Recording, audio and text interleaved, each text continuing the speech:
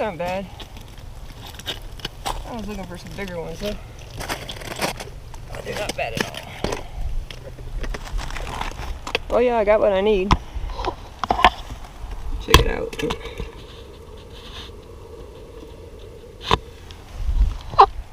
They're not as big as I'd like, but I'm running out of daylight. I wanted to go fishing today, but it took me half the day to find these suckers. We had about 6 inches of rain this week, and it flushed them down the creek, so they were about a half a mile from where they used to be. Took a little doing.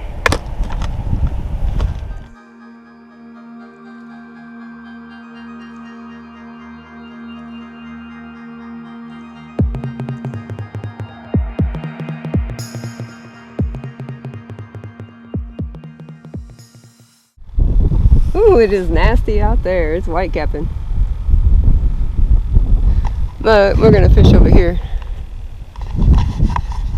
We got like a northwest wind blowing about 20, gusting over 20. But this little cove right here runs east and west, so it should be warmer and calmer than the rest of the lake.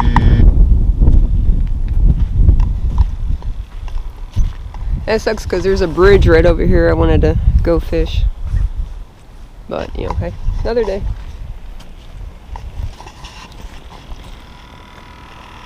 I've had these minnows now for 4 days.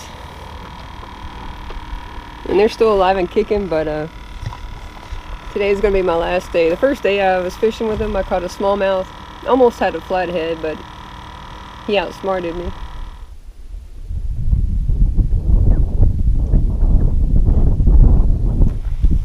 Well, this little fart killed my chub, but hey, first fish of the year. Nice little smallie. He choked about a 6-inch chub. He's biting me. Pretty fish. He's cold. Go put him back. It's kind of muddy water. There you go, buddy.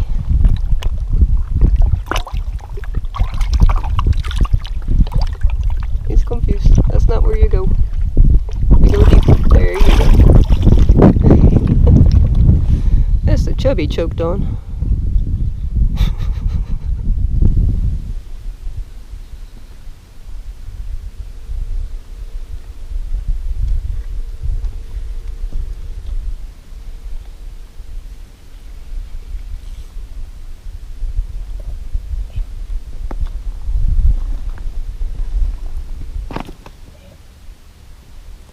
Almost had a winter flathead.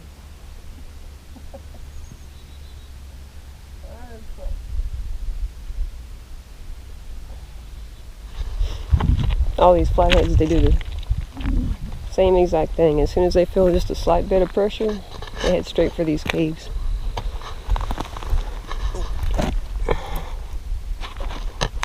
Very good. Like these. There's bigger ones. I don't know if you can see. But it's like that all the way down. Anyway, I had him just under the slip. And he came off. Bam. That was so close. Second day I went out with Dakota. We got skunked. Oh, brother, this guy stinks! Yesterday I came out and it was just... I wasn't going out, it was just too dangerous. The wind was just screaming. So today's my 4th day, and I don't want to keep the minnows over 4 days. They have a tendency to die in a bucket with a little bubbler. And besides that, it's going to be dropping into the 20s. So today's my last day. I hope I catch something. It's a good bit. But it's like just rolling waves out there. You can't see it on this GoPro, but it is crazy. And there are boats out. It's Saturday, so of course everybody's out. They're probably going to be jumping in my cove too.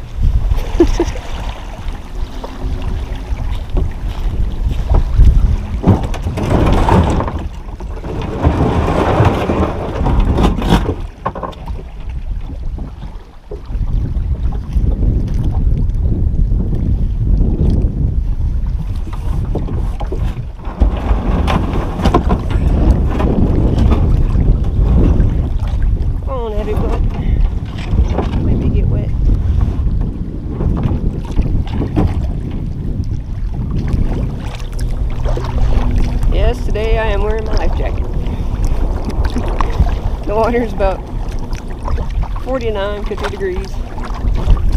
Air's about, I think it's in the high 40s. And yes, I do observe the 120 rule. And yes, that means in the summer, no, I don't normally wear it. But in the winter, yeah.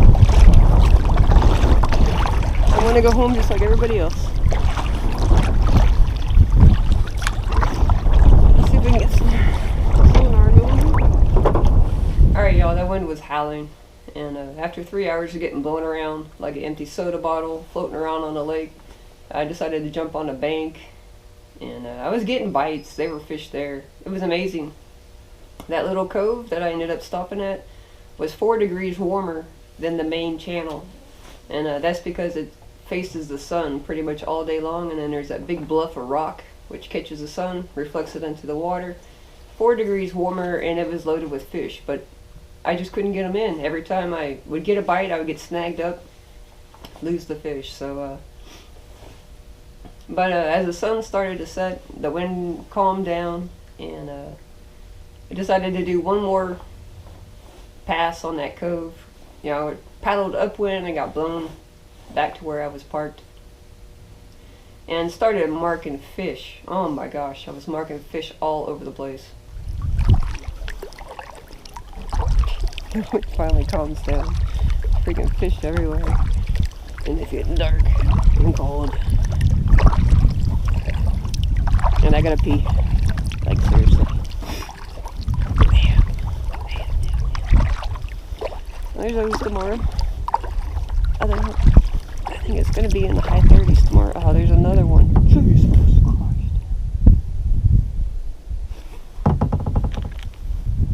That one.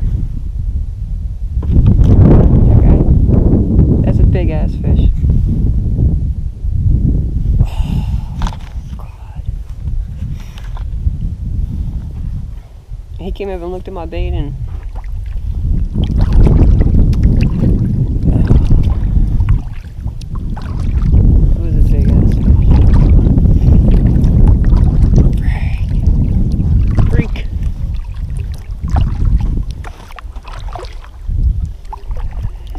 another one.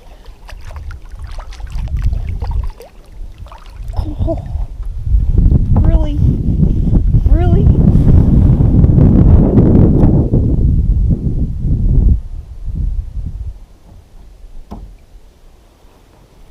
Get in there, get in there, get in there. There's like a whole bunch.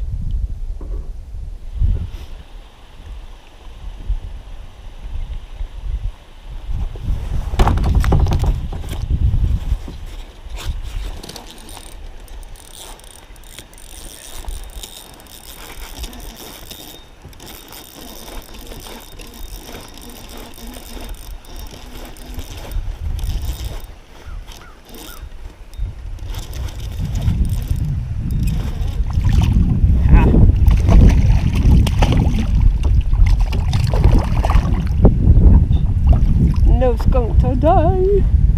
Whew, it's a nice one too. That is a nice smallmouth.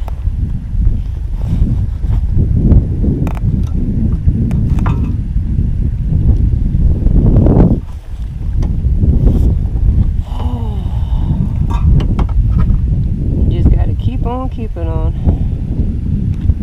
What a rough day.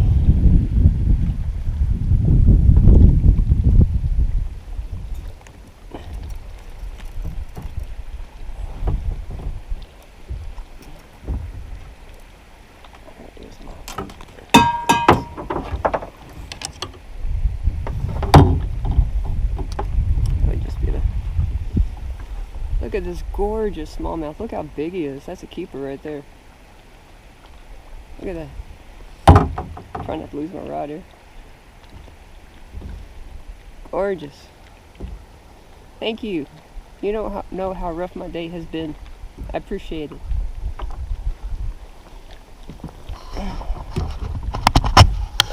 Gosh, thank you. Alright, buddy.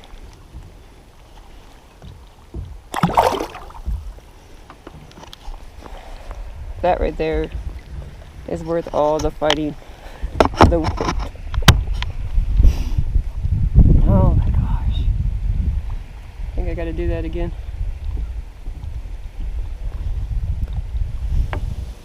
Alright y'all, so every time I go on a fishing trip, when I get home, I sit there and I go over the whole trip in my head, trying to figure out what it is I could learn from this trip to take on to the next trip so that I can catch more fish. And this trip I tried this T-Force Trabuco that Jack had sent me. And this line is awesome. I love it. It doesn't burn when you tie your knots. You don't have to spit on it.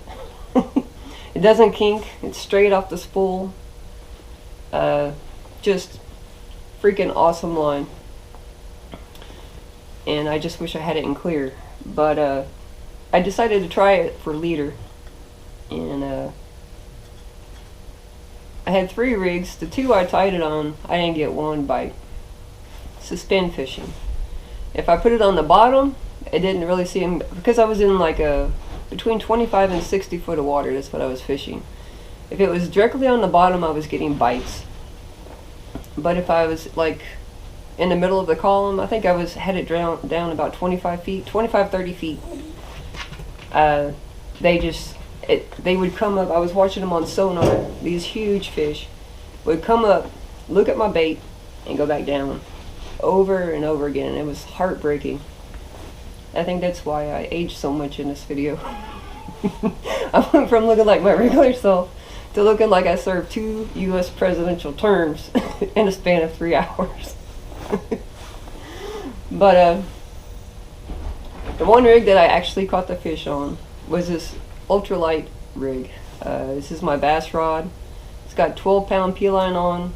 Very thin line compared to my 30-pound on my other rigs. Had very small hooks. I was planning on using plastics. These are some of the hooks that Jack sent me. They were like for plastics, soft plastics. I had a couple of flukes and worm type creatures I wanted to like jig with.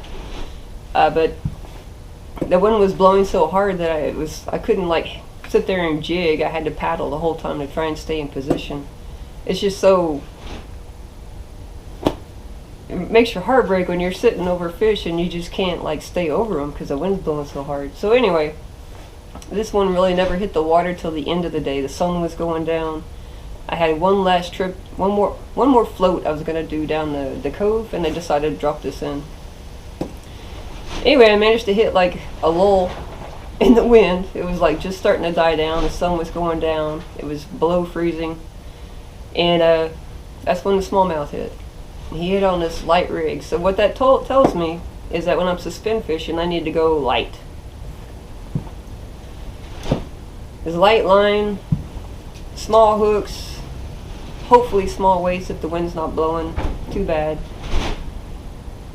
That's what I learned. I may not be 100% correct, but that's what I'm taking away from this last trip. It was rough. But I'm glad I didn't get skunked. I hate to put you guys through a skunk video. It was a rough trip. So anyway, okay. Now we're down to the hats. You guys, this is the last year I'm going to do these hats. I'm going to be changing up the design. So if you want this hat, you better get it now. It's got the catfish on the back. PoleBender logo on the front.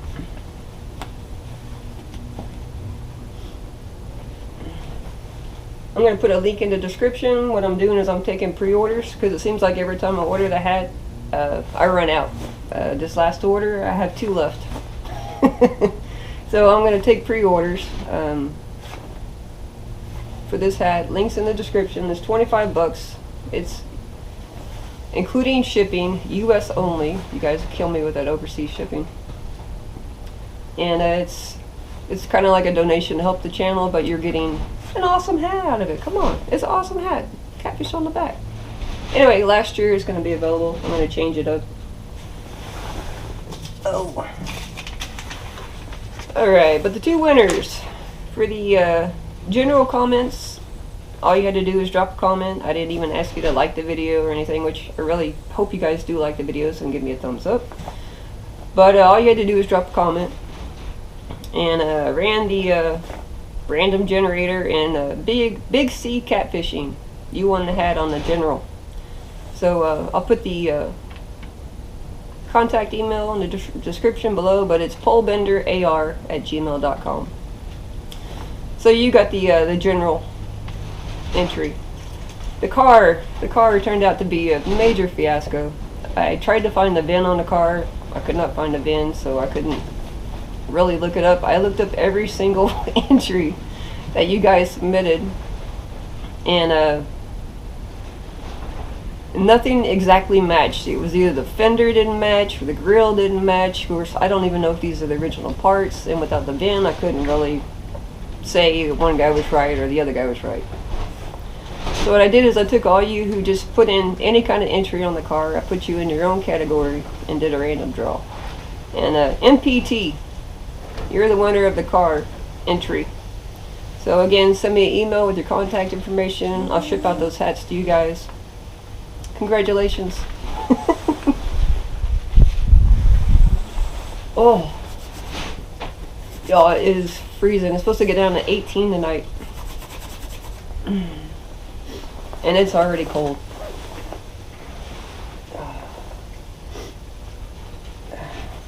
Dakota.